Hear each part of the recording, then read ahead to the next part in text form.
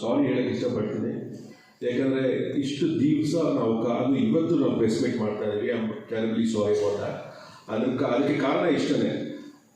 ಇದ್ರ ಹಿಂದೆ ನಾವು ಒಂದು ಪ್ರೆಸ್ ಮೀಟ್ ಮಾಡಬೇಕು ಅಂದಾಗ ತುಂಬ ಗೊಂದಲಗಳಿತ್ತು ಆ್ಯಂಡ್ ಸ್ವಲ್ಪ ಕನ್ಫ್ಯೂಷನ್ಸ್ ಇತ್ತು.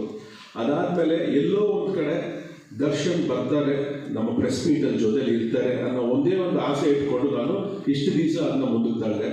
ಆ್ಯಂಡ್ ಅನ್ಫಾರ್ಚುನೇಟ್ಲಿ ಇವತ್ತು ದರ್ಶನ್ ನಮ್ಮ ಜೊತೆ ಇಲ್ಲ. ಬಿಕಾಸ್ ದರ್ಶನ್ ನನ್ನ ಜೊತೆ ಇದ್ದರೆ ನನಗೆ ಒಂಥರ ಅದು ಆನೆ ಬಲ ಆ್ಯಂಡ್ ಏನೋ ಒಂದು ಎನರ್ಜಿ, ಒಂದು ಸಪೋರ್ಟ್ ಸಿಸ್ಟಮ್ ದರ್ಶನ್ ನನಗೆ. ಸೊ ಅದನ್ನು ನಾನು ಡೆಫಿನೆಟ್ಲಿ ತುಂಬ ಮಿಸ್ ಮಾಡ್ತೀನಿ. ಹಾಗೆ ಈ ಸಿನಿಮಾ ಅವರಾಗಲೇ ಹೇಳಿದಾಗಲೇ 2018 ನಾನು ದರ್ಶನ್ ಡಿಸ್ಕಸ್ ಮಾಡಿದಂಥ ಒಂದು ನಿರ್ಧಾರ ಇದು. ಅದಾದಮೇಲೆ ದರ್ಶನ್ ಗೊತ್ತು, ಯಾವಾಗ ನಾನು ಜಾಸ್ತಿ ಫೋರ್ಸ್ ಮಾಡಲ್ಲ. ಓಕೆ, ನಿನ್ನ ಟೈಮ್ ನೀನು ತೊಗೋತೀಯ, ನೀನು ಅಚ್ಚುಕಟ್ಟಾಗಿ ಇಂಪಾರ್ಟೆಂಟ್ ಸ್ಕ್ರೀನ್ ಪ್ಲೇ ಮಾಡ್ಕೊಂಡು ನೀನು ಯಾವಾಗ ರೆಡಿ ಅಂತ ಹೇಳು ಅವಾಗ ಶೂಟಿಂಗ್ ಮಾಡೋಣ ಅಂತ ಹೇಳಿದರು. ಸೊ ಹಾಗೆ I took lot of time in between. Covid ಆಯಿತು, ಆಮೇಲೆ ನನ್ನ ತಂದೆ ತೀರ್ಕೊಂಡ್ರು. ಸೊ ಅದೆಲ್ಲ ಮುಗಿಸಿ ನಾವು ಸಿನಿಮಾ ಮಾಡೋಷ್ಟೊತ್ತಿಗೆ ಓಕೆ ಕಾಟೇರ ಮುಗಿಸ್ಬಿಡು ಮನೆ, ಅದಾದಮೇಲೆ ಸಿನಿಮಾ ಮಾಡೋಣ ಅಂತ ಹೇಳಿದೆ. ಕಾಟೇರ ಮುಗಿದು then we started with Devil. So ಅದಾದಮೇಲೆ ಇವತ್ತು ಇಲ್ಲಿ ನಿಮ್ಮ ಮುಂದೆ ಕೂತಿದ್ದೀವಿ. 11th ಬಿಡುಗಡೆ ಆಗ್ತಾ ಇದೆ ಸಿನಿಮಾ.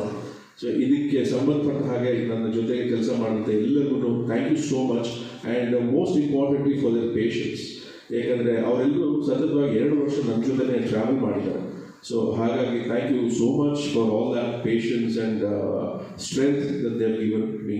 ಸೊ ಅಲ್ಲಿಂದ ನಾನು ಶುರು ಮಾಡಬೇಕಾದ್ರೆ ಫಸ್ಟು ಸಾರೇಗಮ ಆನಂದ್ ಸರ್ ಅವರು ಆ್ಯಕ್ಚುಲಿ ಅವರು ಫಸ್ಟ್ ನಾವು ಒಂದು ಕಾಂಟ್ರಾಕ್ಟ್ ಅಂತ ಸೈನ್ ಮಾಡಿದ್ದು ಡೆವಿಲ್ ಸಿನಿಮಾಗೆ ಅವ್ರ ಜೊತೆನೆ. ಸೊ ಮಧ್ಯದಲ್ಲಿ ಸ್ವಲ್ಪ ಆ ಕಡೆ ಈ ಕಡೆ ಆದಾಗ ನಾನು ಅವ್ರನ್ನ ಕೇಳಿದೆ, sir what you want to do ಅಂತ.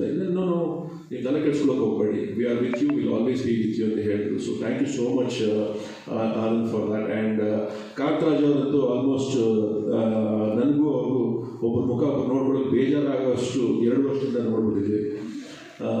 ಅವರು ಪಾಪ ನನಗೆ ಕಥೆ ಹೇಳಕ್ಕೆ ಅಂತ ಬಂದಿದ್ರು. ಸರಿ, ಅದಾದಮೇಲೆ ಕೂತು ಹಾಗೆ ಡಿಸ್ಕಸ್ ಮಾಡ್ಬಿಟ್ರೆ ಇಲ್ಲ ಇನ್ನೊಂದು ಸಿನಿಮಾ ಮಾಡಿ